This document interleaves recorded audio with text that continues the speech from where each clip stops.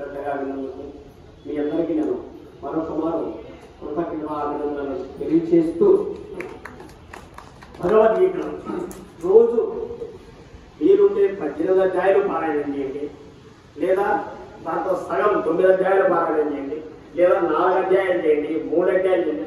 లాస్ట్కు భక్తి యోగంలో 20 శ్లోకాలు నాకు 20 శ్లోకాలు నేర్చుకోండి. పురుషోత్తమ ప్రాప్తి యోగంలో 20 శ్లోకాలు 20 నేర్చుకోండి. కష్టపడి చదివిస్తాం 40 శ్లోకాలు ప్రతిరోజు మనం చెప్పగలిగినట్ల. ఎందుకంటే భగవద్గీతలో ప్రతి శ్లోకము ఒక మంత్రము. తెలుసు కదా మంత్ర ప్రభావం. మంత్రము గురువాధ్యనం, భగవంతుడు మంత్రాధ్యనం. అర్థమైందా? మంత్రం ఎవరాధ్యనము? ఎవరాధ్యనం మంత్రము గురువాధ్యనం. మంత్రము గురువాధ్యనంలో ఉంటుంది. భగవంతుడు ఎవరాధ్యనంలో ఉంటాడు? మంత్రాధ్యనంలో ఉంటాడు. ఇప్పుడు భగవంతుడు ఎక్కువ, గురువు ఎక్కువ. ఎవరు ఎక్కువ? గురువే. ఎందుకంటే దేవుడు శాపం ఇస్తే దాన్ని గురువు ఉపశమింపజేయగలడు, కానీ గురువు శాపం పెడితే భగవంతుడు ఉపశమింపజేయగలడు. కాబట్టి ఆ మంత్రాధ్యనంలో దేవుడు ఉంటాడు కనుక భగవంతుడు చెప్పినటువంటి 700 మంత్రాలు ఉన్నాయి భగవద్గీతలో. అంతే కదా, 700 మంత్రాలు ఉన్నాయి. 700 మంత్రాల్లో కనీసం కొన్ని మంత్రాలైనా మనం నోటికి నేర్చుకోగలిగి, నువ్వు పని చేసుకుంటాను, మనం వంట చేసుకుంటే పని చెప్పుకుంటాను మనం. అంతే కదా, ఒక రోజు కూడా ఒక పండుగ ఉంటాడు, పని చెప్పుకుంటున్నాను. కాబట్టి భగవంతుడు మంత్రంలో ఉంటాడు కనుక సర్వకాల సభావస్థ కూడా నిరంతరము మనం కాపాడేటటువంటి బాధ్యత ఆయన. నిన్ను నువ్వు కాపాడవద్దు, ప్రయత్నం చెయ్యంతే. నిన్ను కాపాడుకోవడానికి ప్రయత్నం చేయి. ఆ ప్రయత్నం సఫలితాన్ని ఇవ్వచ్చు, దుష్ఫలితాన్ని ఇవ్వచ్చు. కానీ దాన్ని నమ్ముకున్నటువంటి భగవంతున్నాడే, ఆయన ఖచ్చితంగా సఫలితాన్ని. అందుకే భగవంతుడు ఏది చేసినా కూడా మంచి కోసమే భావించాలి. చెడు కానీ మంచి కానీ మంచి కోసం భావించాలి. ఇంకొక 5 నిమిషాలు చిన్న సంఘటన చెప్పి ఏమంటే, ఇప్పుడు నేను చెప్పిన గురువు ఏది చేసినా భగవంతుడు ఏం చేసినా మన మంచి కోసమే అన్నా. ఒక ఆయనకు పిల్లలు లేరు, 20 ఏళ్ళు అయింది. ఆ ఊరికి ఒక గురువు వచ్చినాడు. గురువు దగ్గర పోయి గురుదేవా నాకు ఉపదేశం చేయడం, నాకు సంతానం లేదు. అప్పుడు గురువు ఏం చెప్పాడంటే, సరే నీకు పుట్టినటువంటి ప్రతి పిల్లలు పురిట్లో నుంచి నా దగ్గర ఎత్తికేసేయాలి. నా భార్య దగ్గర చెప్తాను గురుదేవా అంటారు. సర్లేదు వారి దగ్గర మన సంతానం 20 ఏళ్ళు అయింది, గురువు ప్రసాదిస్తాడు, ఇట్లా కండిషన్ ఇచ్చుకొని వచ్చాం. సర్లేదు మనకి ఇద్దరు కాదా, ఏం చేస్తారు గురువుకి ఇస్తే ఇంకేమనుకుంది. వచ్చినారు, కండిషన్ ఒప్పుకున్నారు. ఆ విధంగా ఉంటే మీకు ఉపదేశం చేస్తాను. సరే ఒక సంవత్సరానికి ఆయన గర్భవతి ఈ 12 కుమారుడు అని అట్లా రక్తములలోనే ఎత్తుకొని రమ్మన్నాడు. అట్లా ఎత్తుకొని వచ్చేసి ఎత్తుకొని వచ్చాడు. చాలా ఆనందం. గురువు ఏం చేశాడు, ఆ పిల్లలు తీసుకుని వాళ్ళు ఎదురు కొందరు కొందరు వస్తుంది. వాళ్ళ బాధ ఎక్కువ అంటే మాట్లాడారు, మాట ఇచ్చినారు.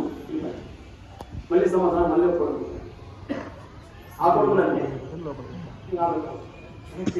మళ్ళా 3 ఏళ్ళకి లాస్ట్ కొడుకు వచ్చి ఆమె ఎక్కడ అయ్యా ఈ కొడుకు మాత్రం నేను కొడుకుంటాను. ఏ గురువు అయ్యాడు పుట్టని గుర్తులు కూర్చిపెట్టేస్తాడు, ఇంకా సంతానం పెట్టి ఆయన వదిలేసి పెట్టి అని. అప్పుడు మా భార్య గ్రంథాన్ని గురుదేవాన్ని సర్లే నాకు అభివృద్ధి ఇస్తామని చెప్పుకొని వచ్చినాం. వస్తాను గురుదేవాన్ని బిడ్డ ఇవ్వద్దమ్మా, ఇవ్వ ఇచ్చినా నేను తీసుకోను అని ముందు ఇచ్చాడే అని ఆ 2 పిల్లలు కూర్చాడు. ఆ 2 బట్టి ఆ 3వ కొడుకులు పండేశాడు. పండేసి వాళ్ళకు దివ్య దృష్టి ఇచ్చి చెవులు ఆడబెట్టి వినండి అన్నాడు. అక్కడ ఇక్కడ చెవులు పెట్టి వాళ్ళు అదే వార్త వింటున్నారు. అప్పుడు 2వ వాడు మొదటి వాడిని అడుగుతున్నాడు, నువ్వు ఎందుకు ఆయన కొడుకుగా ఉంటావు అని. అప్పుడు మొదటివాడు చెప్తున్నాడు, గత జన్మలో మీరు నన్ను చాలా సతాయించి చాలా హింసనమాలు చేశాడు. అప్పుడు నాకు అవకాశం రాలే, ఇప్పుడు కొడుకుగా పుట్టి ఆ శత్రుత్వం తీర్చుకోవాలనుకుంటే నేను ఇది పీల్చి పెరిగేస్తాను నేను అన్నాడు. మొదట 2వ అడిగిన నువ్వే అనుకుంటున్నానంటే, గత జన్మలో నాతో పనులు చేయించుకో, నాకు ప్రతిఫలం ఇలా నిరంతరం సేవ చేయించుకున్నాడు. సేవ కంటే హీరాన్ని చేయించేసాను.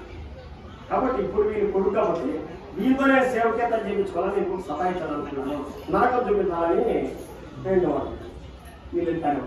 అప్పుడు ఈ 2 కలిసి 3వ వాడిని అడిగినా, నువ్వెందుకు వీళ్ళ కొడుకుగా ఉంటావు? 3వ వాడు అనుకున్నాడు, గత జన్మలో నా తల్లిదండ్రులు ఎవరు తెలియదు, నన్ను కని నా చెట్టు కింద వాడేసుకున్నాడు.